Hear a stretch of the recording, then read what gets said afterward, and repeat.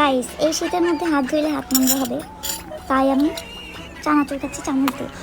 চেহারা সুন্দর হয়েছে, পাবলিকে ওদেরকে সেলিব্রিটি বানাই দিছে, তার মানে যা তা মুখ দিয়ে আসতেছে সেটাই এখন আমাদেরকে বিশ্বাস করতে হবে, এমন তো কোথাও লেখা নেই।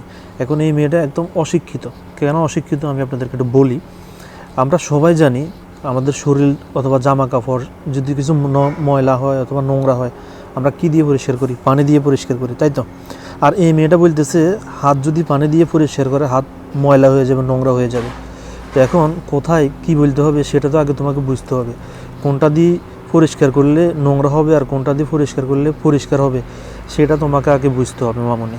এরপরে এসব আবল তাবল জিনিস তুমি ফেসবুকে এসে ছাড়ো, সমস্যা নেই। কারণ তোমাদের তো কিছু অশিক্ষিত ফ্যান ফলোয়ার আছে যারা তোমাদেরকে ফলো করে, তোমাদের ভিডিওগুলো শেয়ার করে। তো তোমরা অশিক্ষিত যারা তোমাদেরকে লাইক কমেন্ট ফলো করে শেয়ার করে তোমাদের ভিডিওগুলো, তারাও অশিক্ষিত।